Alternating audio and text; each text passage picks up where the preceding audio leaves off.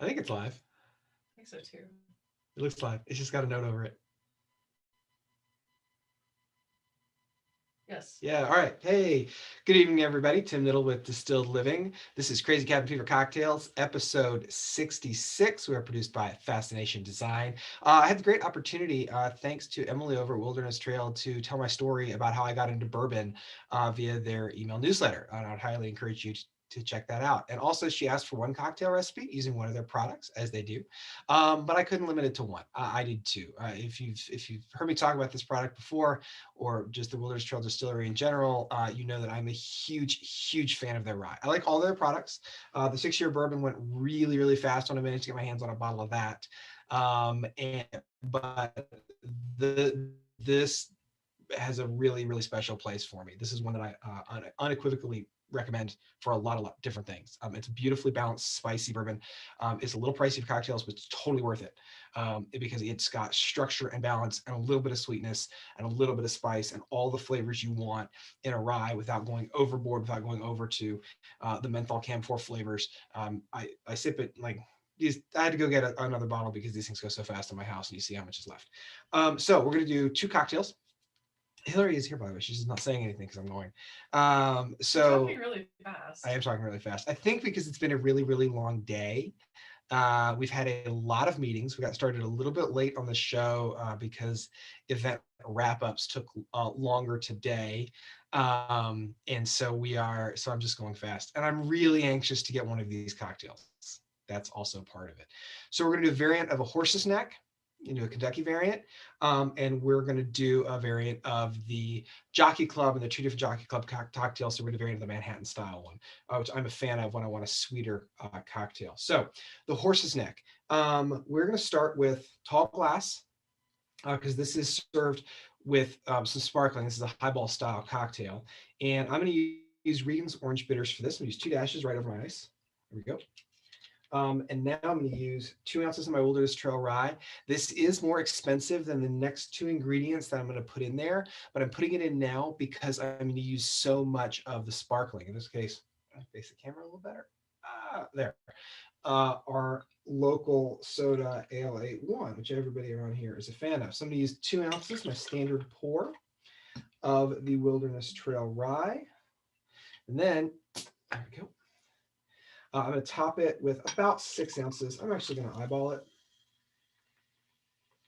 of the ale. Now, one of the reasons I like this or maybe a Verner's when I'm building a rye cocktail with sparkling with ginger ale or a similar like the ale 8 is there is a really strong ginger flavor. A lot of your ginger ales, I'm not going to name names, but anything on the bottom shelf probably actually doesn't have a ginger flavor anymore. It's just sweet soda.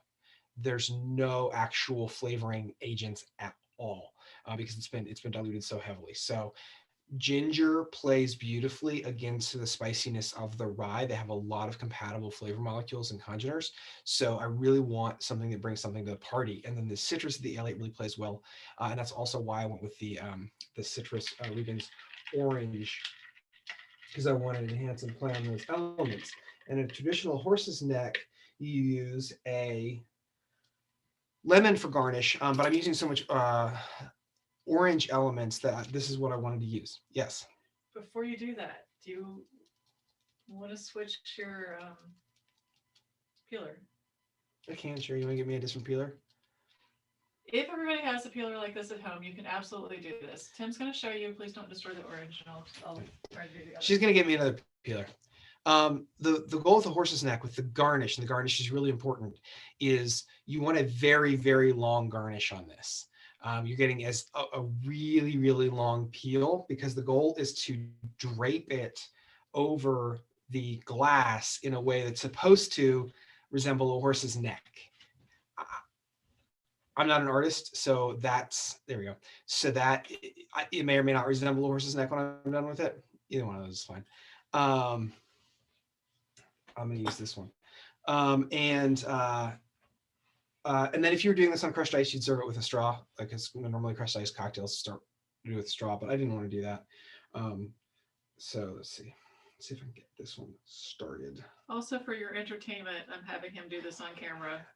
And it's one of the harder things to do on camera to It get right. really is. Also, this is a really dry orange. I didn't realize how dry it was. So my garnish is trying to break. So I am having to press it more than I expected to. And basically, I'm going to keep turning and spinning and spiraling this peel. Wait, did I break it or no?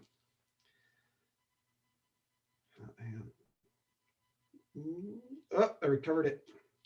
Look at that. Yeah, I set this all up yesterday because I knew that we were going to have a tight day today.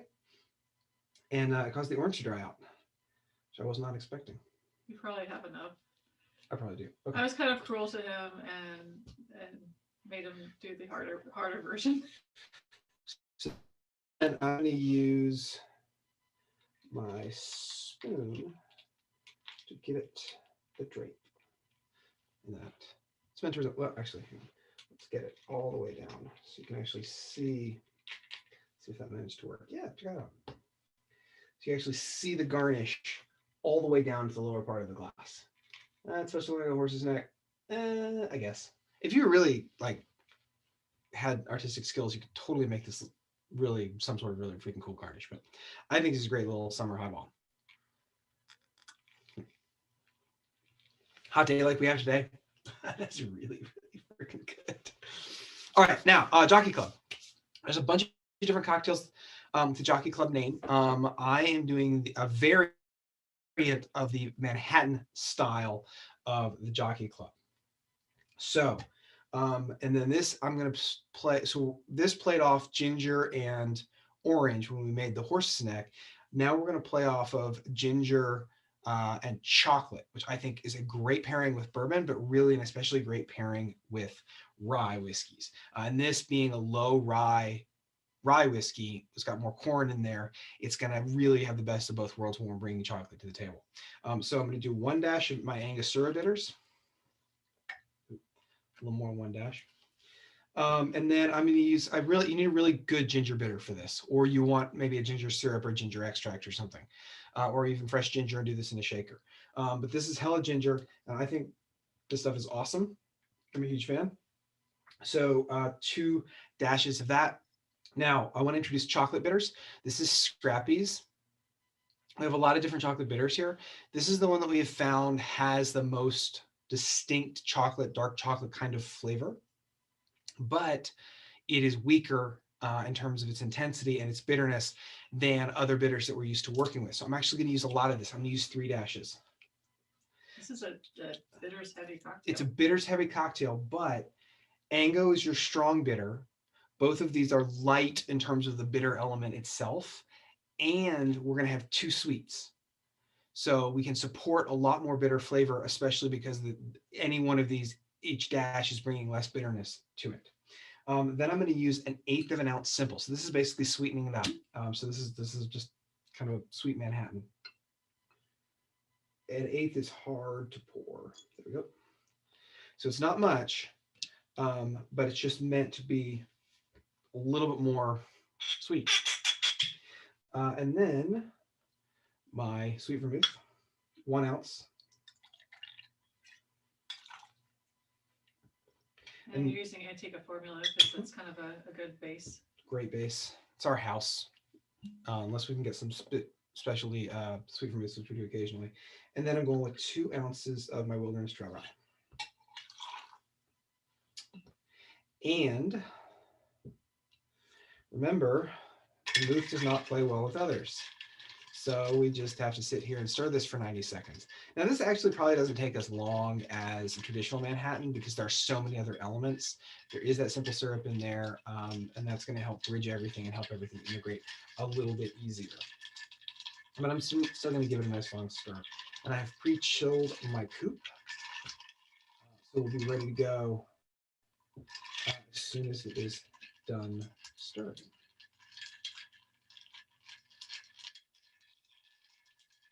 I like doing cocktails in flight. So I wish we could do flight cocktails more easily in bars and restaurants than New England normally does. Simply because this showcases 2 directions of style and flavor with it. So we're looking at what happens when we do rye ginger orange, we're also looking at rye ginger chocolate as two distinctly different ways of exploring flavor. Okay, that should be good. Put that out. Then strain it up. Julep strainer or Hawthorne strainer on this? Julep or Hawthorne. If you were really serious about the texture of this cocktail, you should do a julep plus a fine mesh, just to make sure there's absolutely no ice in there. Actually, did a really good job. And then I'm using a cocktail cherry. We actually made our own cocktail cherries at one point. So I'm using one of those, so that way I'm guaranteed there's nothing artificial and it's going to match the flavor profile that I want. And I also thought that a chocolate covered cherry would be fun in this, which is the chocolate would melt out into the drink as you went along. And you have just a little bit more chocolate touch at the end. But we'll see how it is. That's phenomenal. The finish on that. Okay. So it gets you sweet on the front, and because bitter in these types of cocktails lives on the back, you get the chocolate and the rye coming up together up on the finish. That's a really good cocktail. I can't wait to get to the cherry at the bottom. He did overdo the Agnostar just a little bit though, because he didn't get one dash. He kind of got three. Okay, yeah, that dash was too much. I probably should have restarted it, but that would have required me going off and getting fresh ice, and I didn't have it. Sorry. But I still really like this. So there you go. Wilderness Trail Rye two ways, if you will. And stay tuned next week. If you have any ideas, I don't think we actually have anything on the drawing board right now for next week. I don't think we do. Wow. Okay. Let us know if you have any crazy ideas, anything you want us to try, any ingredients in your pantry, which is how we started out. We actually did start with random things from the pantry. We haven't done a cream cocktail in a while. Maybe we could go back to and just redo the cream julep because that was delicious. There's a could do that one again. Mint chocolate chip cream julep. That's really good. That'd be really good with this too. We're headed towards Derby here. Mm-hmm. Yeah. So maybe we'll just do a whole slew of Derby drinks. Derby, week, just so you know how to make them. We could do traditional and non-traditional Derby drinks. We'll think about that. And if you have any ideas, send them our way. We're easy to find. Distilled Living on all the socials. Distilled-living.com. See you next week at 8 p.m. on Wednesday. Cool. Good night, everybody. Cheers.